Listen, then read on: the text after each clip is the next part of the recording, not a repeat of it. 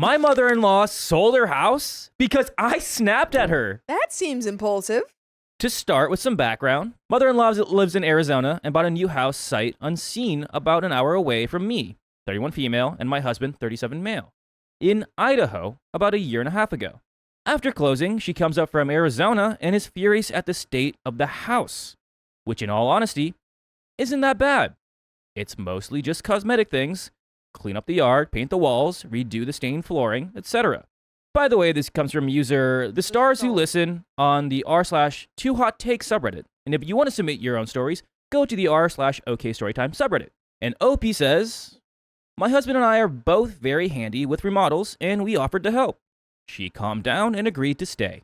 After a few weeks of making the hour drive out there, we had done a few things, like removing carpet, trimming trees, cleaning the rooms from 10 years of dust buildup, that's gross, and sanding the kitchen cabinets for painting. Looking back on this, she never actually thanked us for any of that help. It was more like she just expected it. She still did not feel like the place was fit to live in, despite again just knowing it was only cosmetic work it needed. About a year ago, my father-in-law, divorced from mother-in-law and remarried to stepmother-in-law for 16 years, was diagnosed with ALS. Oh, Yeah, that's devastating. ALS is really a hard disease. it is. Yeah. My husband and I shifted gears to start helping father-in-law and stepmother-in-law with a bunch of remodeling to accommodate a wheelchair. Nice on you guys. One of the things father-in-law asked us to help with was to build a she shed. Father-in-law passed about 3 months ago. I'm so sorry.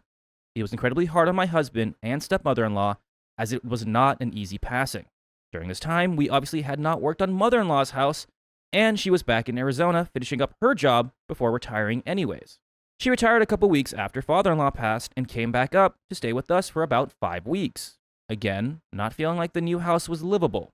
My husband was tense during this time, really just kind of angry at everything, and mother-in-law kept making negative comments about father-in-law and stepmother-in-law, all of which I tried to shield my husband from as best I could. I was playing referee between them. Now, in the last 3 months, we have been trying to finish up the she shed, flooring, skylights, drywall, the works, while also working on our bathroom remodel due to a leak we had 2 months ago. I could tell mother-in-law has not been happy with the time we have been spending at stepmother-in-law's place and not at hers. You're not the priority, mother-in-law. The stepmother-in-law is the one. It's Stepmother-in-law is the one who was the one that married to father-in-law Yes. for 16 years. Yeah. She was the going one. through it. Yeah. It's a lot of extenuating circumstances here, mother-in-law. Yeah. Mother-in-law came up again on Monday and again stayed with us with the intention of getting the new house in a condition for her to move in. My husband and I were putting the finishing touches on the she shed on Monday and Tuesday and told her we would be completely free to work on her place after this week. To be honest, we were really not paying her the level of attention we normally do since we were both so busy with work and getting the shed done. Yesterday, I was making lunch and she came in and wanted to chat with me. She made a few comments about us helping that woman, referring to stepmother-in-law, and how needy she must be and how her mom, husband's grandma, was blaming my husband for allowing mother-in-law to buy a house that needed too much work and how we did not have time to help her. I snapped. She had made these comments a lot before and I brushed them off. So I'm not sure why they bothered me so much this time. I told her that my husband and I are doing our best to help everyone that we care about, including stepmother-in-law. And I told her that she was the one who decided to buy that new house, sight unseen. That's insane. Buying a house sight unseen is crazy. That's on you, That's really, on Pop. you, girl. Buying the house sight unseen, despite my husband recommending against it. And she should be taking accountability for her choices and not putting them on her son. I also stated that there was plenty of neediness going around, that stepmother-in-law was not the only one. This might have been the a-hole part, as I could tell she was not happy that I was basically accusing her of being needy too. Well, she is. She's literally saying, oh, it's crazy that stepmother-in-law is so needy, as she's actively asking for you guys to spend more time with her. What about my wants? What about my needs? Spend time with you The house is just a little not up to date. guys. And I need your help. I need that up to date now. Right now. But mother-in-law decided to immediately pack her bags and get out of there. She left. I did apologize, and I told her she did not have to go. She's being a drama queen. That is not your problem. Yeah. She said she did, and we could talk to her again after we have time and are done with all our projects, and that woman. Really hates her. Yikes. That woman just lost her husband. Yeah.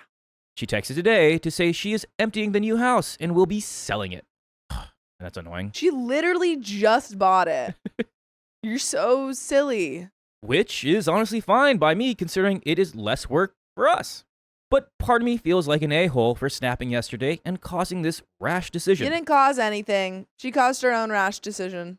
Part of me also feels guilty for not getting her house ready sooner.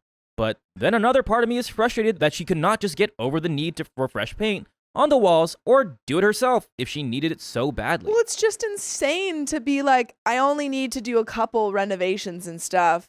And instead of waiting for that or doing it myself, I'm going to sell the house I just bought? Yeah. It was like pretty much this project was like not almost done per se, but it was practically there. It was practically there. Painted walls to make a space livable just does not seem as necessary as a wheelchair ramp or a promise to a passing away man to help him finish a project for his wife. Though I could see where she felt pushed aside because of this. So, am I the a-hole? And we do have an update. No. You literally were just like, hey, can you give me some patience? And she was like, fine, I'm selling it.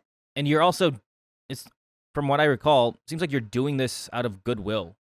Yeah, like, exactly. If she was paying you to have a deadline to do this. That'd be different. If it was a job, different. But it's not. You're doing a favor for both of these people. So you got to choose who you give the favors to. Yeah. We have an update, and it's 6 months later. Oh. So, about 6 months ago, I posted about my mother-in-law threatening to sell her house after I snapped at her over comments she was making about my husband and his stepmom after his father passed away. A lot of you pointed out that she was using us for free labor. Yup. And you were totally right. Yeah. Called it. I appreciate all the advice given and words of encouragement. Now for the update. We had not heard a peep from mother-in-law at all these last months, until a week and a half ago. My husband and I were on a flight to Peru, and she literally texted that she was on the way to our house. No call, no asking if we were free, just that she was already halfway through the 16-hour drive from her Arizona house to our place. We were on a layover at this point and both just stunned. My husband waited to respond until the next day because he was so upset and just said, "We are in Peru," in a text to her, where she just responded that she figured we might be gone. That's okay. Funny. We talked it over that morning and stupidly agreed that we should extend an olive branch, since she drove all that way, and tell her she could stay at our place. Stupidly thinking it would be a night or two. She said she would. Did not even say thank you, of course, since she had a long 24 hours and would be working on her house in Toccoa. Apparently she never sold it, though I am not surprised. Yeah, that would be crazy if she had sold it. It makes more sense that she didn't sell it. But now it feels like she's just like told you. Yes. She's like, fine, I'm going to sell it. Oh, goodness. Oh, goodness golly gee. It's going to be funny because I guarantee you OP and her husband did not work on the house anymore. No. She's going to show up and be like, why didn't you guys finish the house? Of course they didn't. They thought she was selling it. Yeah.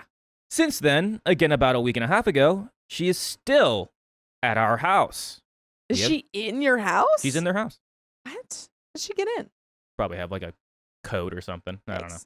We have cameras on our place so we can see who comes and goes. She has not left for more than an hour, so we know she is not going to her Toccoa house since that is an hour drive one way. She has not said anything to us, not even to ask when we will be back. Our cat sitter, Our cat sitter is still coming by the house to clean the litter box and feed our cats, and mentioned to me that mother-in-law switched the cat food. What? Why? Don't do that. Why are you doing that? My husband immediately texted her and told her to switch it back since our cats are on special digestive-friendly food, so they do not puke all over the place. She never responded to him, but our cat sitter confirmed the food was switched back. Thank goodness. And thank goodness you're here, but we also have more episodes with stories just like this one. So you can go to Spotify, Apple Podcast, iHeartRadio, or your favorite podcast app and search OK Storytime. There's a little bit left. Why is this lady in your house? I think she's trying to cause problems. Get her out of your house. Tell her that she needs to deal with her other house by herself and that you're not going to help her because she just wants to cause trouble. She only wants problems. She does not want peace. Yeah. Yeah. Again, going back to your original post of you snapping at her, I would have snapped at her way earlier because she was making such rude remarks about the mother-in-law. Yeah, about the stepmother-in-law. Who was going through a very, awful time. And you wanted to rush your son because he was grieving that, I don't know, his father passed away. Yeah. Again, we don't know your relationship between OP's mother-in-law Clearly and not father-in-law, but good. still, they divorced for a reason. Yeah. I think it's just pretty crazy that she's expecting all of this help from OP and her husband when he is grieving the loss of his father. Yeah, and she's completely ungrateful for anything you do. She just expects the unexpected, really. Yeah. Ay. Well, let's go ahead and finish this story. So, at this point, I'm at a loss for what to do. I know she is still going to be there when we get back on Saturday, and I am absolutely dreading it. We have had an exhausting, though very fun trip of hiking and biking, and I just want to relax before going back to work. But I am also torn because I do not want to be an a-hole and tell her she needs to leave. My husband is in the same boat, and we both know she's probably going to try to get us to work on her house again. And we both agreed there is no way in heck we will be doing that because of how she has acted. She's refused to apologize and has taken advantage of us, especially this week and a half. So, any advice on how I can politely tell her to leave before we get back? The last thing I want is to send a text that she will forward to my husband's whole family to tell them how horrible we are for punting her out. Not that he seems too worried by that, but he has not had contact with any family on her side for months, and it breaks my heart to see. That is the end of that story. Dang. I mean, honesty could be the best, policy here. I think you have to have like a talk with her. Set up some boundaries. Yeah. My boyfriend's parents are trying to claim his inheritance, and I'm not okay with it. I'm not okay with that either. That's what? I'm 24 female, and my fiancé is 26 male. We're at a tough spot in our relationship because his parents want to take his $25K from his inheritance from his great aunt, who he was very close with growing up. No. Just say no. That's not your money. When she passed away last March, she left him about $50,000. Last year, his parents had a conversation with him about how the money was going to get distributed without me there, and basically told him he needs to give them $30,000. Was it in writing? No. Did she say any of that was for them? Please keep in mind that this aunt also left them a bunch of money, and they are very wealthy, even without it. Both of his parents are wealthy. By the way, this comes from Silverpin7072 on the r/2HotTakes subreddit. And if you want to submit your own stories, go to the r/OKStorytime subreddit. And OP says his dad wanted $15K at a time so that he wouldn't get taxed more on the money. So without me knowing, my fiance gave him the $15K last year. I would rethink the relationship if my partner, who I'm about to get married to, yes, without even mentioning it to me, gave away that totally is his money. That is his money. That's the thing. I do want to say totally valid for him to do whatever he wants with his money. However, to not have any communication is pretty wild. Over the holidays, we were fighting with his parents because we have 2 little children, and they would not keep his brother's very unstable and dangerous dog away from them. This dog has tried to bite my kids multiple times. Actually, I'm even more so kind of shocked that he didn't talk to OP. They have kids together. Yeah, that. Again, rethinking relationship. I mean, it's not over because, again, you have kids together. So try and work through it. But, big financial decisions for families should be talked to among at least the parents. Agreed. This was an ongoing issue for years, and they do not like boundaries or any criticism. They love to be in control. Anyway, we had to have a talk about the dog issue, and in my opinion, the conversation wasn't really any good. We got no apology. When my mother-in-law noticed that her son didn't really want to talk to her anymore, she only apologized specifically to him, asking me not to be there because she just wanted him back in her life. If she was really sorry, she would have apologized to me too. Me and my fiancé had a conversation while all the dog chaos was going on, that if his dad asked for the other $15K, he would tell them no. There's no way they're getting it, and he should have never given them the first $15K. Well, on Good Friday, his dad secretly pulled him over in the garage to have a conversation while we were celebrating our niece's birthday at their house. His dad told him that he needs the other $10K, and he's trying to play it off like he's letting us keep $5K as a wedding present. What? It's not a wedding present. It's also originally his money. It's his money. Keep in mind that we are getting married in literally a month and trying to pay for a wedding, and this money is in my fiance's name. His parents told him that the bank made a mistake, and the money was only supposed to go to my fiance if my fiance's dad passed away. And since he didn't pass away yet, it's technically his money, and it needs to go to him. I think this is a lie. I think they are extremely manipulative people, and I don't think banks make mistakes like that. So my fiance agreed to this without me there, and then hid it from me for 3 days because he was scared I would break up with him. You done? Stop. Yeah. Stop doing it. Why are we, if you realize, oh, OP's going to be really mad at me for doing this. Yeah, so I'm going to lie to her. So I'm going to do it. Stop. Let me make this clear. It's not so much about the money, but the bigger picture that my fiance cannot stand up to his parents and clearly never will. I feel like I will always be second to what they want, even though he doesn't even like them. It feels like he cares about their respect more. I told him that I'm not going to fight over money that's not mine, but this is ridiculous. I thought about breaking off the wedding, but I really do want to marry him. I love him so much. It feels like he's never going to be able to put our family first, and I'm always going to be second to what his parents want, even if he knows it's not right. And he hid this from me. I don't know what to do. He hasn't signed anything or given them money yet. My fiance's thoughts about this are that he thinks it's wrong of them to take the money. Then don't give them the money. But he'd rather just keep the peace because they act crazy when they're upset about something and not getting their way. So that's an excuse for them to do whatever they want. And he never wants to feel like he has to choose between me or them again. Honestly, I was kind of done with them after the whole dog thing. I'll be respectful even though I don't respect them. But I try to keep contact to a minimum. I didn't totally want to cut them out of our lives for my kids' sake, even though I don't care if I never see them again. I just feel like if he can't stand up to them over $25,000 that is his, he's never going to. I agree. He's not. And that's also a bad example to set for your children. Yes. Just do whatever mommy and daddy say. Grandma and grandpa are going to take your college, college tuition. Yeah. Sorry, you can't go to college because grandma and grandpa want to go to Barbados. It's also kind of a turnoff to me because I feel like it's weak. It is. Comments. Comment 1 says, you do realize this is your future, don't you? You're going to have a husband that will never stand up to his parents. You need to have a serious discussion with your fiance. Before you get married, I would even suggest counseling. 100%. Agreed. 100%. Comment 2, he thinks it's wrong of them to take the money. They aren't. He's willingly handing it over, then lying to you so you won't leave him. Yep. Is that any way to start a marriage? Nope.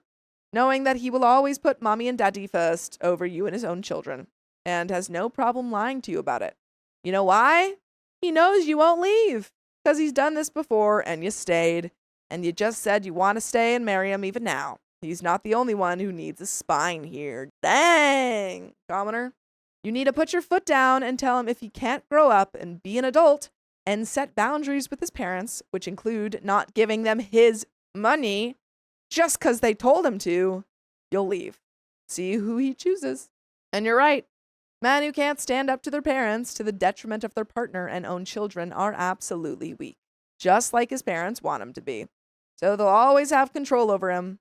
He needs therapy, and you need to call off the wedding if he can't stand up to them. Comment 3 says, do you have a copy of the will? It will list specifically what was left to whom and in what order. You mentioned they said it was a mistake and only upon the passing of another. The will is the document that should be dictating all of this. Yep. That document will also list the person who is now the executor and can act on behalf of the deceased, making the transactions at the bank, filing the taxes, etc. You need a copy of that. In many states, it's public record. Get a copy, show it to your fiance, and act based on what that document says. You can also hold the executor accountable in court if you feel they are not being honest or not fulfilling the terms of the will. Good luck. Reply says, the parents aren't disputing the will. They're manipulating their son into giving them money. Legally, there's no issue here. Son is inherited and is free to dispose of the money as he wishes, unless the will specifies how the son is to spend the money. Then he's free to be stupid and gullible with it. This will happen with any money he has, and OP can't rely on the courts to do what she and her husband-to-be won't. Reply says, you're not even allowed to specify what people do with money you've left them. The only way to make sure your money is spent a certain way after passing is to specify leaving it in a trust set up to distribute it in a certain way. If you just leave money to someone, it's then theirs to spend it any way they deem fit. And you're absolutely right. If the parents think the money was distributed to the son unfairly, they could have disputed it in court during probate. I'm sure these greedy people would have done so if they could. All it takes is one visit to his own attorney to clarify it for their son. There is an update, but what do you think? Yeah, this guy, I don't know if marriage is the path to go. At least like postpone until you can figure out, because again, you guys have kids together. It's a little bit more complicated than getting married. Yeah, that one comment is like, this is going to be your life unless if it changes, and it seems like it's not. Yeah, what else is he willing to give away to his parents, and how will it affect you and your kids? Oh, yeah. Oh, get a prenup or something. Yeah. Get ready for that. That's going to be wild. But there is an update. Okay, the moment you've all been waiting for. I know a lot of you are about to lose your minds because I did in fact still marry him. Yikes. But there's a however. Okay. His parents will not be getting any more money from us, and we went to counseling so my now husband can work through the past emotional abuse and enmeshment. So what actually happened was, before his grade on passed, she sat my now husband and his parents down and told them how much she was going to give them in the will. Well, when she did pass, the will gave him way more than she said in the conversation. And I'm assuming them a lot less. So they felt entitled to the money and manipulated him into going along with what she originally said. Yes, it sucks they still got away with taking the first $15,000, but they will absolutely not be getting anything else. His dad told him in the garage that day to give it to him after the wedding, but he hasn't brought it up since. If he does, he's getting a big fat no. Good. I think they know they're wrong, and that's why they haven't asked again. They put on a show that they're kind, loving people, so I think they're scared I'm going to expose them. Do it. Tell everyone that they are greedy little money grabbers. By the way, I need to expose you guys to full episodes of stories just like this. Just go to Spotify, Apple Podcasts, or iHeartRadio and search up OK Storytime. But there is a little bit left to this story. Any final thoughts? Wow. Good on you, OP, and good on your hubby. You guys got counseling, and I hope you guys continue the counseling. And good on him for growing a spine. Yeah, man. That's insane. A while. That's insane. I feel like he was just like, I'm reading it, I'm hearing it, I'm thinking it, but I'm just not doing it. It's not feeling it. I'm going to keep giving him the money, but like, I know that's not right. I know I shouldn't, but I'm just going to lie, and I'm going to do it anyway. Yeah. But now he's finally figured it out. Good. Love that. It seems like he finally, I mean, we haven't gotten any context of him standing up for you, but standing up to his parents is a good start. I mean, if they still treat you, the way they are still, or before what you said in your post, hopefully he stands up to that too. Agreed. But there's good, a little bit good on that. You gotta start somewhere. Glad that you guys are working on it. Concerns about the dog. If that dog is around, my children will never be. That is a non-negotiable. My mother-in-law did write us a letter apologizing for how they handle that. We were shocked, so I hope she meant it. We will still try to have a relationship going forward with them as long as they respect us and our decisions. Thank you all for the comments and messages that came from a place of concern. I knew there had to be a drastic change or I would be miserable forever. That's why I was spiraling enough to post on Reddit. And there is nothing left to the story. Good luck, OP. I think you guys are working on it, and that's all you can ask for. Good luck on your marriage. Good luck on the future for your family. And hopefully your in-laws are going to be chill people for the rest of your life. Hopefully they don't ask you for more money. Crossing my fingers for that. My girlfriend's sister hates me, and I don't know why. That's rough, buddy. Tell me why. I, female 36, and my fiancé, female 48, have been together for 4.5 years-ish. We both had previous difficult relationships and experiences.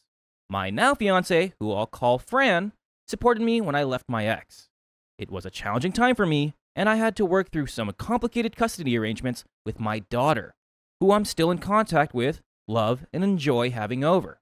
By the way, this comes from user Cautious Coyote 5210. If you want to submit your own stories, go to the r/OK Storytime subreddit. And OP says, I supported Fran when she was ending her previous relationship as well. Her disability left her with a severe concussion and reduction in mobility. And now she has multiple diagnoses involving memory and mobility issues. Ooh. As you may have noticed, my partner and I were friends before we got together. I knew her sister back then too. Fran has told me that her sister, who I'll call Claire, said we would make a good couple. We both have the same sense of humor and are kind and caring. We all work together, so got to know each other pretty well. But, always a but. Always a but. But then we got together, and what should have been a wonderful time shouldn't have devolved as it did with Claire. Fran had her own flat, which I moved into, but not straight away. Fran always tells me sapphics move fast, but I'm bi and never had a female relationship before. So I wanted a pace I felt comfortable with. I moved in after a few months. Claire was happy we got together, but due to Fran's disability, she had put herself into a mother-hen role. I didn't mind it at first because I didn't know all the ins and outs of Fran's situation. Over time, Fran wanted me to be with her at doctor's appointments, which is fair since our relationship was getting more serious and she wanted her partner with her through these times. Claire, on the other hand, did not like how I was imposing on her mother-henness, per se. So, Fran sat her down and discussed this with her. She nodded her head and smiled, and inside, she was screaming. A lot. How do you know she was screaming? Oh, you said that. Yeah, I thought OP said that. I was like, how did you know that? I'm a psychic. Yeah, I don't think Fran's too happy. She's Claire's going too like, happy. Mm-hmm. Yeah, it's fine. I don't care at all. More time passed, and the snarky comments and backhanded insults continued from Claire. If Fran and I had a little argument, Claire would berate me and try to get into Fran's head that we shouldn't be together now. Oh, Claire. Another sit-down happened. Again, Claire sat there, nodded her head, and she'd behave. Well, you know what? I will say it's good that, is it Fran, the girlfriend? Fran is the girlfriend, Claire's the sister. It's good that Fran is, confronting Claire every time this happens. She's not just being like, OP, that's just Claire, deal with it. Like, she's actually saying, like, hey, you need to stop, Claire. Stop with the backhanded compliments or the backhanded comments, Claire Bear. She goes, Bear. More time passed to the point where Fran was happy to give Claire a spare key to the flat for just-in-case situations. Fran doesn't work, so she's always home, but has a habit of sleeping in late and needed help walking the dog in the morning, which became Claire's job when I was at work. One afternoon, Fran and I decided to lock our flat door so we can have some intimate time together. Play some Monopoly. Yeah. It was going well until Claire knocked on the door. Way to ruin the moment. Claire, trying to get spicy in I'm trying to here, pass Claire. go. Trying to pass go. Fran shouted out to hold on a minute. Then we heard the key in the lock. Wait. Don't open that door. Stop! I'm unclothed. Fran yelled that she was coming to the door as she started getting dressed. But it was too late. Claire was in the flat. Fran told her to stay by the door, but Claire asked what she said and came closer. No, Claire! Claire, stop! Claire, get a clue. I think that's when you go, I'm naked. That's when Get you get out! It's okay to say that you're naked. Okay. Yeah, it's your sister. Just say, I'm naked, get out, Claire! We were both still undressed, but attempting to cover up. Fran yelled again to stay by the door. But Claire said she couldn't hear and was now in our bedroom. She said don't move. And then Claire said, sorry, what was that? Move come closer? You said, come in, okay? Don't come. What? I can't hear you. I'm There's coming no in. way she doesn't know. No, she's trying to. What is she doing? You little freak. That's your sister. I had just gotten under the covers to hide my naked self, while Fran was still putting on her top and pushed her sister out. Claire and Fran were both now in the kitchen, with Fran yelling at Claire for coming in without listening to clear instructions and for using her key without permission. Claire was yelling at Fran for being traumatized by what she had walked into and not understanding why Fran was yelling at her. You dummy. You dummy, Claire. Come on. Like, what the heck? She's traumatized while I'm still freaking unclothed. I don't like swearing. Well, I do. Just not around strangers. Fran took the key from Claire, then and there. All this because Claire needed measurements for uniforms since they were both teachers in the local Sea Cadets. Cool. Fran told her that wasn't a good enough reason to use the key. Over the years, we've had sit-down conversations with Claire, and I've had some one-on-one conversations with her about why she doesn't like me and our relationship. Basically, she's acting preemptively in case we split, and she has to pick up all the pieces with Fran, and she has done in the past. She's also jealous because we're happy, and she can't find herself a boyfriend. Dang. Fran is and Claire is straight, which sounds weird now that I mentioned it. Why? Why? Why is that weird now? Why is that weird? We're making it weird now. Claire needing to mother Fran. Claire needing to pick up the pieces when Fran's relationships fail. People have asked Fran if Claire is her girlfriend in the past because of how Claire acts with her. Fran dismisses it with disgust, stating that Claire is her sister. Also, they're not blood related at all. They're longtime friends who said their relationship is so close they could be sisters and Wait. have called each other sister for many years. What? You guys aren't even sisters? I feel like that was very important context at the beginning of the story. OP. Okay, you lie. I don't care if you guys are like feel like sisters. You lied to us, OP. You lied this whole time, and I'm upset with they're you. sissies. And now this makes a lot more sense because Yeah. you're taking her BFF away from her. Yes, the sister part was like, okay, I get it. But now it makes a lot more sense that like Yeah. they were BFFs and you took the time away from Claire. Yeah. You took Fran away from Claire. She's jealous. It's a little jelly. Claire has always been there to pick up the pieces for Fran, helped remove horrible exes from her life, literally drove them out of town with their car packed and dropped them off at their parents' house. No questions asked. Over the past year or so, Claire has been stepping back and not coming around as often, which Fran and I both enjoy, since Claire usually comes over with something that's not needed for our home. If she does come with treats and food, it's only for Fran. I'm not even thought of. Claire has complained to her, now adult children, about me, and it got so bad that they even stopped coming around because of what she was saying. They didn't like me because their mom didn't like me. Fran spoke to them about it, and we're okay now. But Claire, personally, I have no issues with her. She's a lovely lady, kind and considerate. Emotionally, though, she's damaged me. Okay, so you do have issues with her. That seems pretty paradoxical. You can't say that you don't have issues with her, but she's also caused you emotional damage. That's an issue, OP. Yeah. An issue. She's made me venomous against her due to all the venom she spat towards me for just being Fran's girlfriend, for no other reason. She's been a walking contradiction. She wants to see her sister happy and settle down. Then she's always on high alert, prepared for it to fail so she can swoop in and save the day. If Fran and I have a disagreement, she'll be negative about me and try to push Fran towards leaving me. Fran has snapped at Claire and told her that I am the love of her life, that she wants to marry me. We've been together much longer than her other relationships, and yes, we bicker, but not enough to break up over those arguments. It has come to the point where Fran is thinking about cutting Claire out of her life. Might have to, honestly. If Claire keeps trying to disrupt you guys' relationship, I feel like Or so negative can't- about you, yeah. you can't. I mean, if this is the person that you want to marry and you have a friend who's constantly negative about them and causing trouble and emotional damage towards OP, then yeah, I don't think that's a friend that you can keep in your life. Or just stressing you guys out. It seems like it's just Yeah. stressing you out, which stresses Yeah. Fran out, which stresses everyone Too out. much and it's just too much stress. Fran has always said she doesn't do ultimatums because the person that issues them won't win. But Claire's behavior over the year is becoming the ultimatum. Fran has had enough. I want her out of our lives, but Fran feels obligated due to all the years of friendship and all the hardships they've been through together. I keep contact to a minimum with Claire at this point. She's just a dull ache at the back of my head. The slightest touch, and I'm ready to explode when it comes to her. Some background info on Claire. She's older than both Fran and me, a single parent whose body is falling apart, but she's still working. She has too much going on in her life and feels that if she slows down or stops, she will stop completely. Not that her body is telling her to slow down.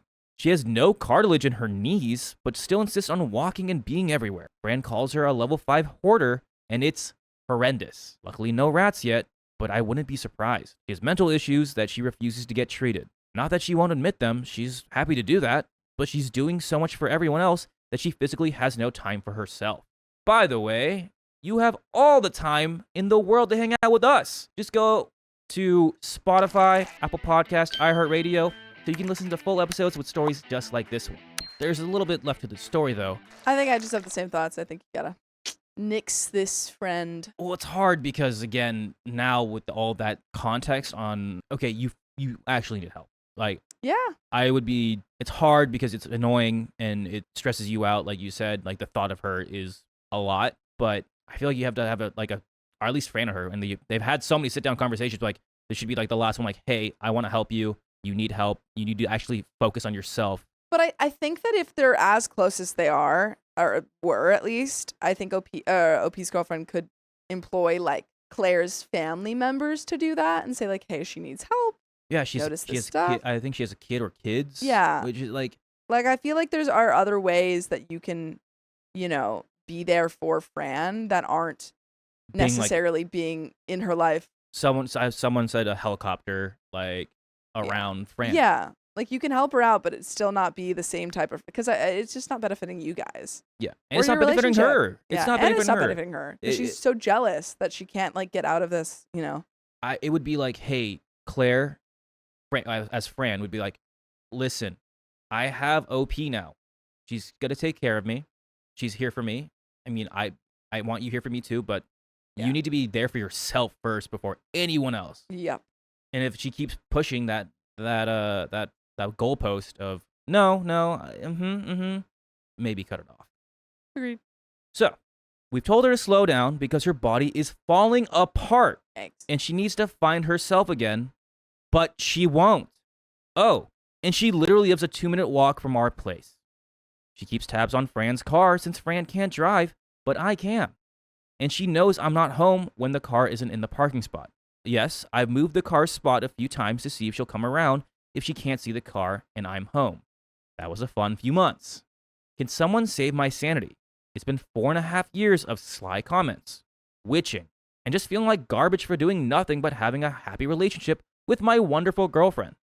Any advice would be appreciated. Yeah, I think it's just a boundary thing. I think your girlfriend needs to make a lot stronger boundaries. Yeah, and I hate the ultimatum thing, but it's got to be like, you might have to do it.